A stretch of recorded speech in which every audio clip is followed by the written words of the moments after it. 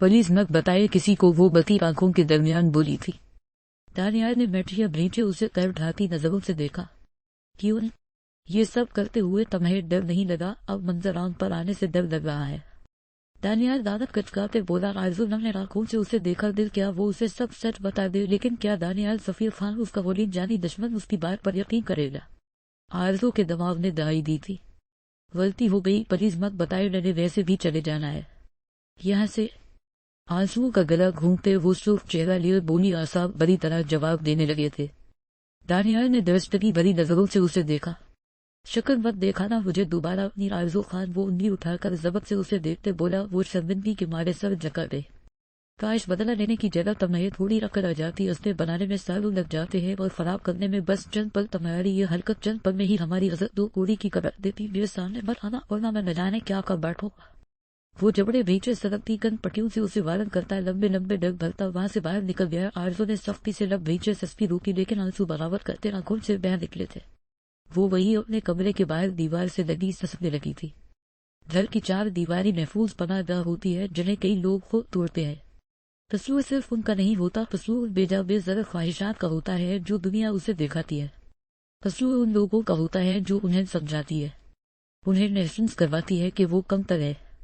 وہ گہرا زکام زدہ سا سانس کھینچتے اٹھ گئی۔ اس نے آنکھیں بند کی اور ایک گہرا سانس بھرا۔ وہ آرزو خان تھی۔ وہ ہار نہیں مان سکتی۔ اگر ہر کوئی اسے گرانے پر تلا ہوا ہے تو کیوں نہ سب کو غلط ثابت کر دیا جائے۔ رات رفتہ رفتہ بیتنے لگی تھی۔ گزرتی رات ہر کسی کی آنکھوں میں کٹ رہی تھی۔ سب کو الگ ہی فکر ستا رہی تھی، جبکہ ایک وجود ایسا بھی تھا جو سکون سے مزے کی نیند سو رہا تھا، اور وہ وجود آرزو خان کا تھا۔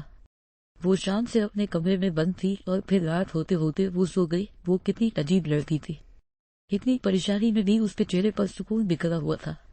ویسے بھی آرزو خان کی پہلی نوبت تھی، اس کی نیند سو وہ سکون سے سو رہی تھی۔ صبح گھر سے آتی مختلف آوازوں نے اس کی نیند میں خلل ڈالا۔ ایک جان لیوا بڑائی لیتے وہ اٹھ کر بیڈ پر بیٹھ گئی، اور اب ہر منظر ذہن کے پردوں پر کسی فلم کی مانند چلنے لگا۔ اس نے رات فیصلہ کر لیا تھا، اسے کیا کرنا ہے، بس اب عمل کرنا باقی تھا۔ وہ کبھی ایسا نہ کرتی اگر ماں خان اس کی جان از عزیز غزل اس وقت مشکل میں نہ ہوتی۔ وہ اٹھی فرش ہوئی، باہر آ گئی۔ باہر تیاریاں جاری تھی۔ حال میں صوفے پر بیٹھے اپنے بابا کو دیکھتے وہ بھاگ کر ان کی جانب گئی تھی۔ بابا، آرزو نے چاہت سے انہیں پکارا تھا۔ شہید صاحب نے اٹھتے پلٹ کر اسے دیکھا۔ وہ باپ کے سینے سے لگی تھی۔ ایک آنسو اس کی آنکھ سے پھسلا جسے وہ جلدی سے صاف کر گئی۔ آئی مس یو بابا، وہ آنکھوں میں تڑپ لیے بولی۔ شہید صاحب نے محبت سے اس کے سر پر ہاتھ رکھا تھا۔ آپ نے تو بابا کی بات ہی نہیں مانی۔ شہید صاحب کی زبان سے شکوہ پسلا، وہ لب کاٹ کر رہ گئی۔ مجھے آپ سے ضروری بات کرنی ہے، وہ باپ کا بازو پکڑے بولی تھی۔ شہید صاحب اسے لیے ایک سائڈ پر آ گئے۔ جی بیٹا بولو، کیا بات ہے؟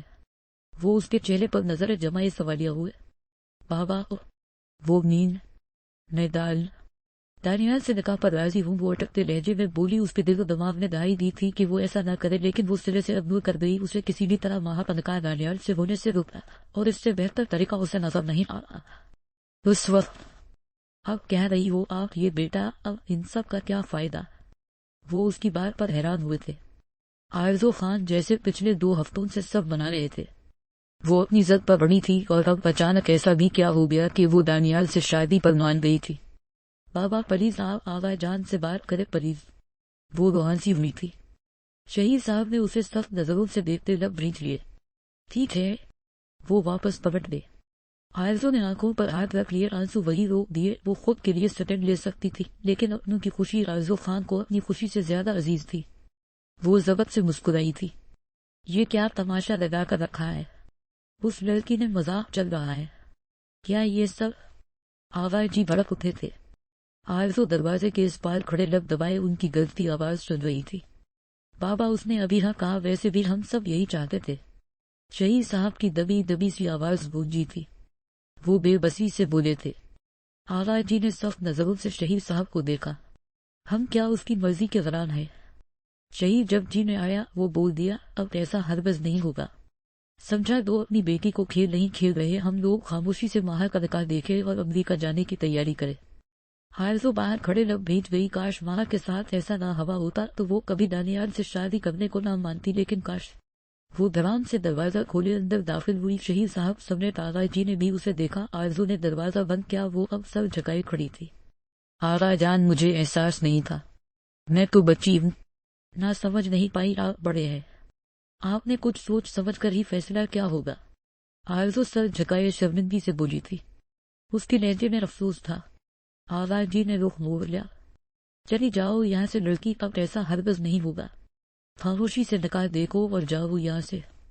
آغا جی رخ پھیرے بولے، وہ شرارتی لڑکی انہیں عزیز تھی، لیکن پچھلے 2 ہفتوں میں وہ جو غلطیاں کر چکی تھی، آغا جی نے اپنا دل سخت کر لیا تھا۔ آرزو نے نم آنکھوں سے باپ کو دیکھا جو نفی میں سر ہلا دے۔ آرزو نے لب کاٹے تھے، پھر 2 قدم آگے بڑھی تھی۔ صوفے کے پاس رکھے میز پر سے فروٹ باسکٹ سے چھری اٹھا لی۔ تب یہ واحد طریقہ تھا اس کے پاس۔ آغا جی ٹھیک ہے، اگر آپ مجھے معاف کر کے میری شادی دانیال سے نہیں کروائی گئے تو میں مر جاتی ہوں، میرے جینے کا کیا مقصد؟ وہ سون سون کرتے نم لہجے نے بولی۔ شہید صاحب نے گھبراتے آگے بڑھ کر اس کے ہاتھوں سے چھری پکڑنے کی کوشش کی تو وہ 2 قدم پیچھے ہو گئی۔ آغا جی نے اسے اور پھر اس کی کلائی پر اپنی چھری کو دیکھا۔ دانیال کے بغیر نہیں رہ سکتی، میرا نکاح کروا دے اس کے ساتھ۔ آرزو ان دونوں کی طرف دیکھتے اٹکتے لہجے میں بولی۔ اس کا دل بند ہونے لگا تھا، بڑی مشکل سے اس نے ایسے منحوس الفاظ منہ سے نکالے تھے۔ آرزو خان، تم نے شرم و حیا ہے، ہوئی بڑوں کے آگے کیسی دیدہ دلیری سے یہ کارنامہ کر رہی ہو، فوراً اسے رکھو واپس۔ آغا جی بھڑک اٹھے تھے۔ آرزو کا دل سوکھے پتے کی مانند کانپا، لیکن وہ نفی میں سر ہلاتی کڑائی پر چھری کا دباؤ بڑھا گئی، جس سے خون کی ننھی ننھی بوندیں باہر نکلی۔ شہید صاحب نے ٹڑک کر اسے دیکھا۔ آرزو بیٹا، خون نکل رہا ہے، رکھ دو اسے، ہٹا لو اسے اپنے ہاتھ سے۔ شہید صاحب پریشان لہجے میں بولے۔ آرزو نے نم آنکھوں سے نفی میں سر ہلایا۔ نہیں بابا، پہلے آگے جان کو منائے بولے، آپ لوگ میرا نکاح دانیال سے کروائیں گے یا نہیں؟ ننھی، میں محبت کرتی ہوں اس سے، نہیں میں مر جاؤں گی اس کے بغیر۔ آرزو نفی میں سر ہلاتی لڑکھڑاتے لہجے میں بولی۔ وہ دونوں پریشانی اور فکر مندی سے اسے دیکھ رہے تھے۔ ٹھیک ہے، کمر دونگا، ہٹاؤ اب فوراً اسے۔ آغا جی نے اپنی سر پھری پوتی کے سامنے ہار مانی تھی۔ وہ بزرگ تھے، وہ اچھے سے جانتے تھے آرزو جھوٹ بول رہی ہے۔ وہ لڑکی جو ہر چھوٹی چھوٹی بات کا بدلہ لیتی تھی، دانیال سے اسے اچانک محبت کیسے ہو گئی اس سے، لیکن خیر فی الحال یہی بہتر تھا۔ ویسے بھی آرزو کی حفاظت سب سے زیادہ ضروری تھی ان کے لیے۔ نہیں، آپ وعدہ کرے، آرزو نفی میں سر ہلاتے بولی۔ آغا جی نے کرخت نظروں سے اسے دیکھا۔ ٹھیک ہے، کرتا ہوں، وہ لب بھینچے بولے۔ شہید صاحب نے نفی میں سر ہلاتے سر جھکا لیا۔ نہ جانے کیوں انہیں اس وقت ہنسی آ رہی تھی۔ مجھے پتا تھا میرے آغا جان مجھے کبھی انکار نہیں کر سکتے تھے، نہ کیوں آغا جان؟ وہ چھری پھینکے بھاگ کر ان کے بازو سے لگی۔ آغا جان نے ماتھے پر بل ڈالے اس کے چہکتے چہرے کو دیکھا۔ جاؤ، جا کر تیار ہو جاؤ، وہ اسے گھورتے بولے۔ آرزو باہر نکل گئی۔ کمرے سے باہر آتے اس نے گہرا سانس بھرا، ہنسی چہرے سے غائب ہو گئی۔ تب وہاں سنجیدگی تھی۔ اپنوں کی خوشی کے لیے کبھی کبھی انسان ہر حد پار کر جاتا ہے، کتنا ناٹک کرنا پڑتا ہے۔ وہ سر جھٹکتی آگے کی جانب بڑھ گئی کیونکہ اسے بس تیار ہونا تھا، باقی کام آغا جان نے سنبھال لینا تھا۔ دانیال کا خیال آتے ہی اس کا حلق تک کڑوا ہوا تھا۔ تم نے آغا جی کو کیسے منا لیا آرزو؟ وہاں فکر مندی سے بولی۔ آرزو اپنا لہنگا دیکھ رہی تھی جو ریڈ اینڈ گولڈن کنٹراس پر تھا۔ آرزو نے برا سا منہ بنایا۔ بول کیوں نہیں رہی آرزو؟ اور تم تو دانیال سے نکاح نہیں کرنا چاہتی تھی نہ، میری وجہ سے تم یہ سب کر رہی ہو نا؟ وہاں افسردگی سے بولی۔ آرزو نے گہرا سانس بھرتے رخ اس کی جانب کیا۔ ہر تمہاری وجہ سے کر رہی ہوں، مجھے جھوٹ بولنے کی زیادہ عادت نہیں ہے، نہ میں کسی کا دل رکھتی ہوں، کیونکہ میرے پاس میرا اپنا ہے، لیکن کچھ لوگ خاص ہوتے ہیں، ہمیں ان کا دل رکھنے کے لیے اپنا دل مارنا پڑتا ہے، اور تم خاص ہو وہاں میرے لیے۔ ویسے بھی اس دانیال کے بچے کی تو خیر نہیں، تب بیوی بن کر جینا حرام کروں گی۔ آرزو بولتے بولتے آخر میں خطرناک مسکراہٹ کے ساتھ بولی تھی۔ وہاں بغیر کچھ کہے اس کے گلے لگ گئی۔ تم واقعی سب سنبھال لیتی ہو آرزو خان، وہ نم لہجہ لیے بولی۔ آرزو کھل کر مسکرا دی تھی، لیکن یہ بات آرزو ہی جانتی تھی وہ کیسے یہ سب برداشت کر رہی تھی۔ اپنے شوہر کے روپ میں تو اس نے ایک ایسے انسان کو سوچا تھا جو اس کا خیال رکھے، اس کے نفرے اٹھائیے، اور یہاں مل کون رہا تھا جس کے خود کے نفرے ختم نہیں ہوتے تھے؟ رخصتی کے بعد بھی وہ یہاں ہی رہے گے، کتنا گلے کیوں لگ رہی ہو تم لوگ؟ نور بیگم کمرے میں داخل ہوتے بولی تھی۔ آغا جی نے گھر کے تمام افراد کو اچھے سے سمجھا دیا تھا کہ آرزو کا نکاح ہو رہا ہے۔ دانیال سے اور خاص انہوں نے بتایا تھا کہ آرزو خان دانیال کو پسند کرتی ہے۔ جیسے سنتے سب شاک کے عالم نے منہ کھولے ایک دوسرے کو دیکھنے لگے تھے۔ جلدی سے لہنگا پہن لو، پھر بیوٹیشن تیار کرے۔ تمہاری رخسار بیگم بھی کمرے میں داخل ہوتے بولی۔ آرزو نے اسباب میں سر ہلایا۔ فی الحال آرزو سے کسی نے کچھ نہیں پوچھا تھا، سب خوش تھے کہ آرزو اب کہیں نہیں جائے گی، اور رخسار بیگم تو بیٹی کے فیصلے پر سخت واری جا رہی تھی۔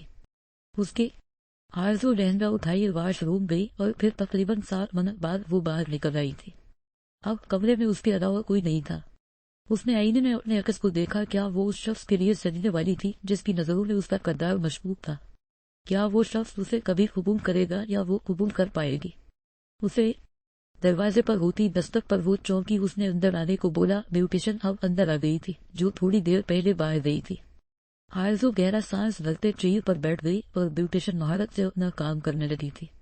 آرزو خان نے خود کو اس حد تک مضبوط کیا تھا کہ دانیال سفیر خان کے تیکے زہر خند لفظوں کی کاٹ اس کے دل کے ٹکڑے ٹکڑے نہ کرے دے۔ تقریباً 2 گھنٹوں میں وہ مکمل تیار تھی۔ اس نے بھاری پلکیں اٹھا کر آئینے میں دیکھا۔ وہ سانس رو کے خود کے وجود کو دیکھ رہی تھی۔ وہ بہت حسین لگ رہی تھی، لیکن یہ حسن، یہ سجنا سنورنا آرزو خان کے لیے بے معنی تھا۔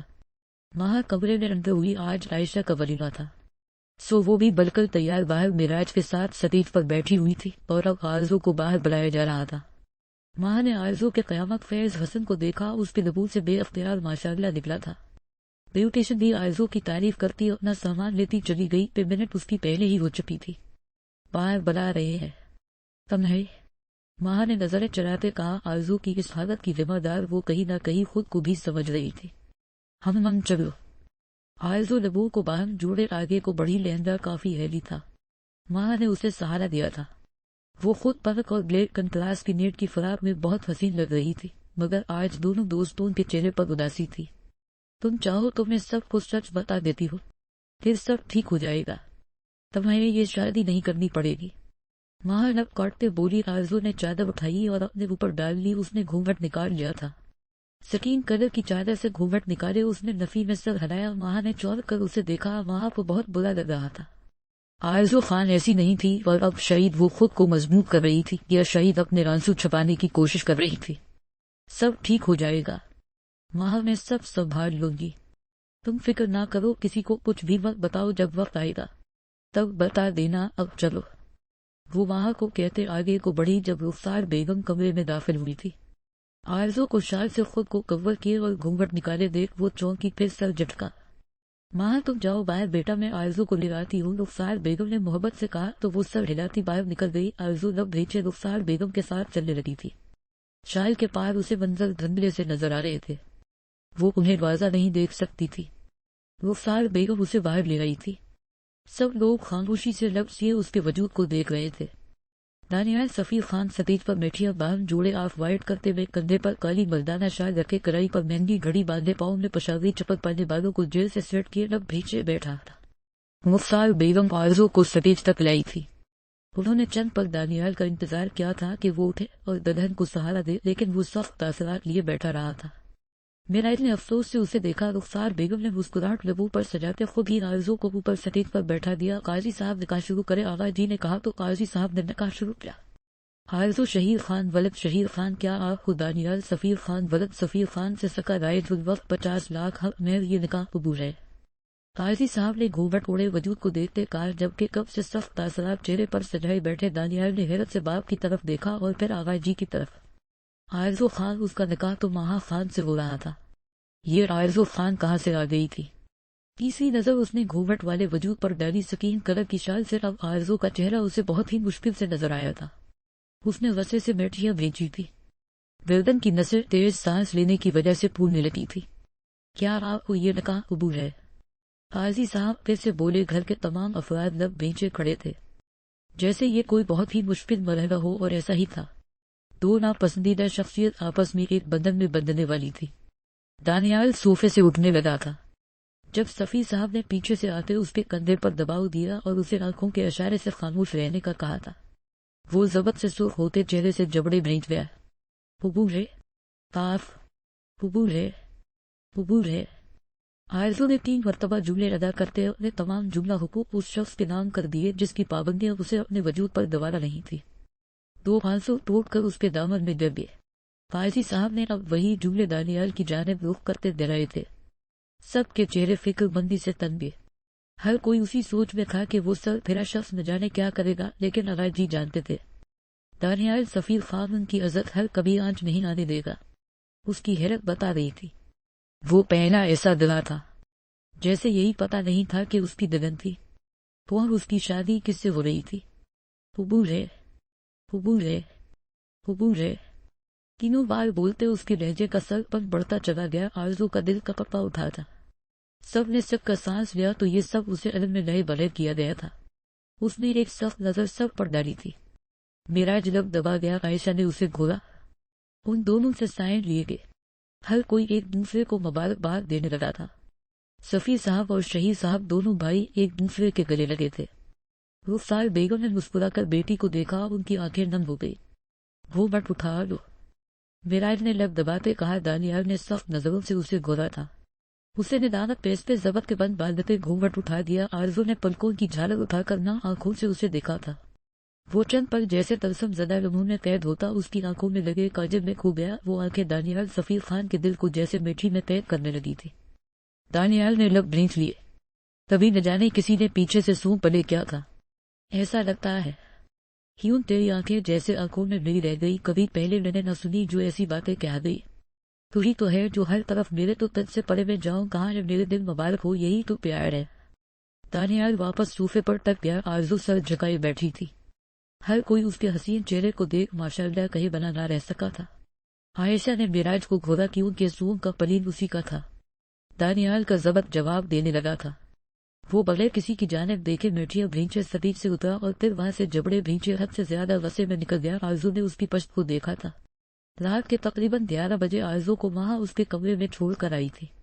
ایک بوجھ سا تھا جو اس کے وجود سے ہٹ گیا تھا۔ وہ واقعی دل سے آرزو خان کی شکر گزار تھی۔ مہمان جا چکے تھے اور باقی سب اپنے کمرے میں تھے، سوائے دانیال کے جو گھر کے باہر نہ جانے کہاں تھا۔ وہاں اپنے کمرے میں آئی تھی۔ دوپٹہ اتار کر صوفے پر ڈال دیا، بیڈ پر آتی لیٹنے ہی لگی تھی جب بیڈ کے قریب خالی جب دیکھ اس کا منہ بن گیا تھا۔ شادی کی تیاریوں میں شہید فیروزہ نے دھیان ہی نہیں دیا تھا اور وہ خود بھی پانی رکھنا بھول گئی تھی۔ جب اٹھاتے وہ مردہ قدموں سے باہر کی جانب بڑھی تھی۔ کچن میں جاتے ہاتھ مار کر لائٹ آن کی اور سڑپ سے بوتل اٹھا کر جگ میں ڈالی جب اچانک لائٹ آف ہوئی تھی۔ ماں نے سانس روک لی۔ اس کے نتنوں سے مردانہ کدو کی خوشبو ٹکرائی تھی۔ ماں نے قدم پیچھے کی جانب لیے، وہ اس کی خوشبو پہچان سکتی تھی۔ وہ لڑکڑاتے لہجے میں مدم آواز سے بولی، ایسے مت پکالا کرو مجھے بٹر فلائی۔ وہ اس کے پیٹ پر رکھ رکھتے اسے خود سے لگاتے بولا، ماں کا سانس اٹکا تھا۔ الیگزینڈر نے جب اس کے ہاتھوں سے لیتے سڑک پر رکھ دیا۔ کھٹو ماں سوکھے پڑتے لبوں پر زبان پھیرتے بولی۔ جب الیگزینڈر نے اسے مزید خود کے قریب کر لیا، اس کا رخ اپنی جانب کرتے الیگزینڈر نے اسے بازوؤں نے بھرا تھا۔ ماں کی آنکھیں حیرت اور خوف سے پھیر گئی۔ اگر کسی نے بھی اسے دیکھ لیا تو کیا ہوگا؟ ماں سوچ کر ہی گھبرا گئی تھی، جبکہ وہ خاموشی سے چل رہا تھا۔ اس کے قدم ماں کے کمرے کی طرف تھے۔ نیچے اتارو، مجھے پاگل ہو گئے ہو تم، کوئی جاگ گیا تو نیچے اتارو الیگزینڈر۔ ماں اس کے بازوؤں نے مچلی تھی۔ الیگزینڈر خاموشی سے اس کے کمرے میں انٹر ہوا، کمرہ بند کیا اور اسے لاتے بیڈ پر اتار دیا۔ مجھے کسی دوسرے سے مت ڈرایا کرو، بٹر فلائی میں کسی کے باپ سے نہیں ڈرتا۔ وہ بون چلاتے بولا، شاید وہ بون چبا رہا تھا۔ نن چلاتے اس کے گال کا گڑھا واضح ہوا جیسے ماں نے آج پہلی بار دیکھا تھا۔ ماں کو تو اس کا نام بھی اس دن پہلی بار پتا چلا تھا جب اس نے خود کو گینگسٹر بولا تھا، ورنہ نکاح پر اسے ہوش کہا تھا۔ اپنے باپ سے بھی نہیں۔ ماں نے اس کی طرف دیکھا جو ہیڈ سر سے اتار چکا تھا۔ اس کے قدم اب بیڈ کی جانب تھے۔ وہ بیڈ پر بیٹھتے ماں کو دیکھنے لگا۔ ماں نے خود کے وجود کو دیکھا، وہ دوپٹے سے بے نیاز تھی۔ پنک اور بلیک کلر کی فراق میں اس کا نازک وجود واضح تھا۔ اس نے صوفے پر پڑے دوپٹے کی طرف دیکھا۔ میرا باپ نہیں ہے۔ وہ اٹھا بیڈ سے نیچے اتر گیا۔ ماں نے گہرا سانس لیا۔ اس کی موجودگی ہی ماں کی سانسیں روکنے کو کافی ہوتی تھی۔ وہ بھی بیڈ سے نیچے اتری تھی تاکہ دوپٹہ اٹھا کر خود پر اوڑھ سکے۔ بغل بوم ڈسٹ بن میں پھینکتے وہ ماں کی جانب پھرتی سے لپکا، چھوڑو نیل مجھے۔ ماں اس کے اچانک خود کے قریب آنے پر سٹپٹائی تھی۔ نہیں، دماغ اجازت نہیں دے رہا۔ پیچھے سے ماں کے کندھے پر اپنی ہلکی بڑی بیڈ رگڑتے وہ گھنبیر لہجے میں بولتا، ماں کی روح فنا کر گیا۔ دل ہوتا ہے۔ ماں نے اس کا جملہ شاید درست کرنا چاہا تھا، جبکہ اس کا سرکتا تکتا لفظ اسے اپنی گردن کی پچھلی جانب محسوس ہوا تو وہ خود میں سمٹ گئی۔ وہ کام نہیں کرتا۔ ماہ کا رخ اپنی جانب کرتے ہوئے وہ اس کے نازک لبوں کے بوجھ سے اپنے لبوں کی سخت گرفت سے چھوتے ہوئے بولا۔ ماہ کی آنکھیں بتھی ہوئی تھی، کمر پر اس کی گرفت سخت ہوئی۔ یہاں واپس کیوں نہ آئے؟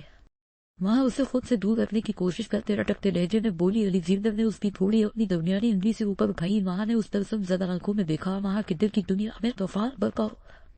وہ آنکھیں کسی کو بھی اپنے سحر میں جکڑ کر اس کی روح پر قابض ہو سکتی تھی۔ ماہ نظریں چڑھا گئی۔ تمہیں ایک کام بولا تھا بٹر فلائی، وہ اس مرتبہ سرد لہجے میں بولا۔ ماہ نے اس کے چہرے کے یکدم بدلتے تاثرات کو دیکھا تو وہ کانپ اٹھی تھی۔ سرسراتی انگلیوں کا لمس اسے اپنی کمر پر محسوس ہوا۔ شوہر کی حکم عدولی نہیں کرتے۔ ماہ کو اپنی پچھلی جانب اس کی انگلیوں کا لمس اپنی فرار کی ضبط پر محسوس ہوا تھا۔